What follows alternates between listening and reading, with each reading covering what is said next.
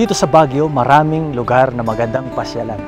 Maraming mga taong umaakyat sa panahon lalo na kapag bakasyong ganito upang makita ang magagandang lugar, magagandang tanawin dito sa Baguio. Katulad ng mga bulaklak na ito.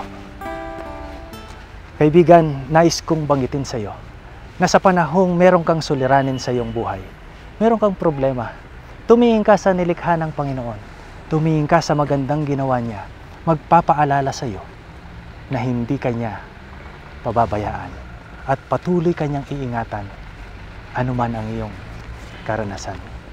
Ang talata na ating pag-aaralan sa ating devotional ngayon ay matatagpuan sa Mateo Kapitulo 6. Ito isang familiar na talata na marahil nabasa mo na.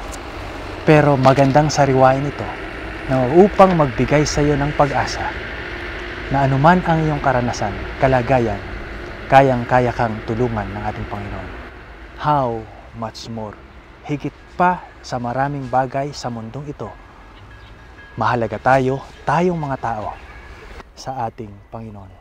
Basahin natin ang talata dito sa Mateo, Kapitulo 6. Simulan natin sa versikulo 25. Matthew chapter 6, verse 25. Therefore I say to you, do not worry about your life, what you will eat or what you will drink, nor about your body, what will you put on. Is not life more than food and the body more than clothing? Look at the birds of the air, for they neither sow nor reap, nor gather into barns, yet your heavenly Father feeds them. Are you not of more value than they? Which of you by worrying can add 1 cubit to this stature? Verse 28. So why worry about clothing? Consider the lilies of the field, how they grow, they neither toil nor spin. And yet I say to you that even Solomon in all his glory was not arrayed like one of these. Now if God so clothed the grass in the field, which today is and tomorrow is thrown into the oven, will he not how much more clothe you, O you of little faith? Therefore, do not worry, saying, what shall we eat, or what shall we drink, or what shall we wear? For after all these things the Gentiles seek. For your heavenly Father knows that you need all these things. But seek first the kingdom of God and His righteousness, and all these things shall be added to you. Therefore, do not worry about tomorrow, for tomorrow will worry about its own thing.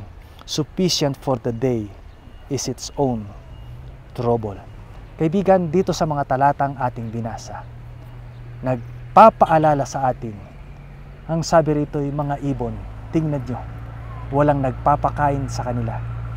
Pero sapat ang kanilang nakikita upang matugunan ang kanilang pangangailangan sa araw-araw. Sapat sa kanilang paglipad, pagpunta sa mga puno, o kaya'y pagdapo sa lupa, merong pagkain na hinanda ang Panginoon sa kanila. How much more kaya sa atin na mga tao? May mga pagkakataong tayo'y nag-aalala, tayo'y nag-aalinlangan, kung meron pa ba tayong makakain sa kinabukasan. O kaya'y lalo na kapag tayo nawalan ng trabaho dahil hindi tayo sumunod sa utos ng boss na pumasok tayo ng Sabado, o kaya'y magtrabaho tayo sa higit sa ating nakatakda. Kaibigan, magtiwala tayo sa Panginoon. Kaya niyang ibigay ang ating pangangailangan. Katulad ng mga lili sa bukid, katulad ng mga bulaklak na ito. Sino ang nagbibigay ng kanilang magandang anyo, magandang damit? Tayo. Kayang-kayang ibigay ng Panginoon ang ating pang-araw-araw na pangailangan. Ang kailangan lang natin gawin, kaibigan, magtiwala sa ating Diyos. Sumunod sa Kanyang nais gawin natin na nakasaad sa Biblia. Hindi niya tayo pagkukulangin. Sapat-sapat lang. Ang pinangako dito, kaibigan, ay pangangailangan. Hindi yung wants natin or yung sobra, higit. Huwag natin ikumpara ang ating sarili sa ating kapitbahay. sa ating kapwa na sobra-sobra ang ginagawa upang maubos lamang ang kanilang tinatangkilik. Ang pag-aari na ipinagkatiwala sa atin ng ating Panginoon, hindi niya ito binigay para sa ating sarili lamang, kundi ito'y kailangan gamitin natin sa pagtulong sa ating kapwa at lalong-lalo na sa pagtulong para maitaguyod ang gawain ng Panginoon sa mundong ito. Kaibigan, dito sa huling bahagi nitong mga talatang ating binasa, ang sabi niya rito sa verse 31 ng chapter 6, "Therefore, do not worry, saying, what shall you eat? Or what shall we drink? Or what shall we wear?" So ang tinutukoy dito yung mga basic necessities of life. Nangako ang Panginoon. Basic lang. Huwag na tayong hangad ng higit pa. Baka gusto mo lamang ng bagong cellphone o kaya bagong sasakyan, ay ginugulo mo pa ang Panginoon at panalangin. Kayang bigay ng Panginoon yan. Pero ang pangako niya ay yung ating pangunahing pangangailangan.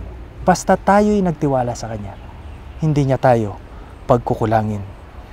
Dito sa verse 33, anong kailangan nating gawin para tayo'y magkaroon ng kasiguruhan na ibibigay ng Panginoon ang ating pangunahing pangangailangan, na hindi katulad ng ibang tao na nanlulumo, nanghihina, nadidepress dahil halos pati yung pang-araw-araw na pangailangan ay hindi nila natutugunan. Marahil kailangan nating i-rearrange, ayusin ang ating buhay.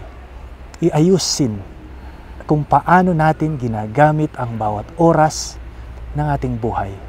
Ang sabi rito sa talata, sa huling bahagi nitong chapter 6, verse 33, "But seek first the kingdom of God and His righteousness.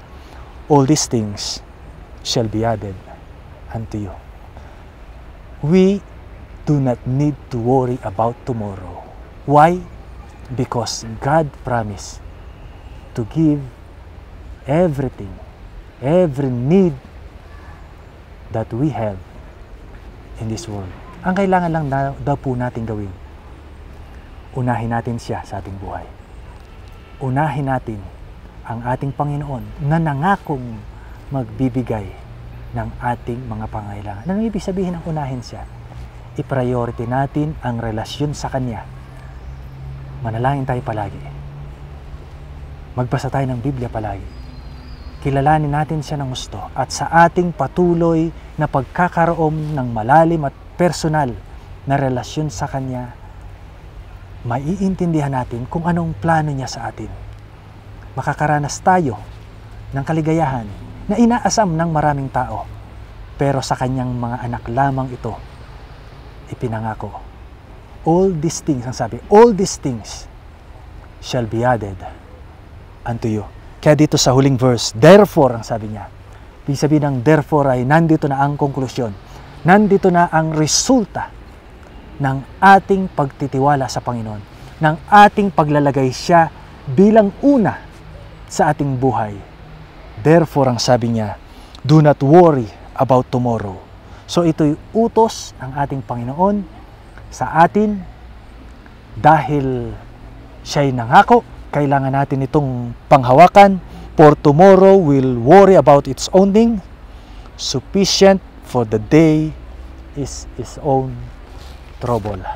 Kaibigan, huwag tayong gumaya sa maraming tao sa panahong ito na namumuhay sa sanlibutan ito, na puno ng suliranin, puno ng problema, puno ng mga bagay na gumugulo sa ating buhay. Mamuhay tayong masaya, nagtatapat sa Panginoon dahil ang Kanyang pangako. How much more, higit tayo sa mga ibon, sa mga bulaklak na ating nakikita. Tayo na mga tao na nilikha niya sa Kanyang wangis, mahal niya tayo. Nangako siyang ibibigay niya lahat ang ating pangangailangan. Unahin lang natin siya sa ating buhay. Pagpalain tayo, kaibigan, sa oras na ito na ating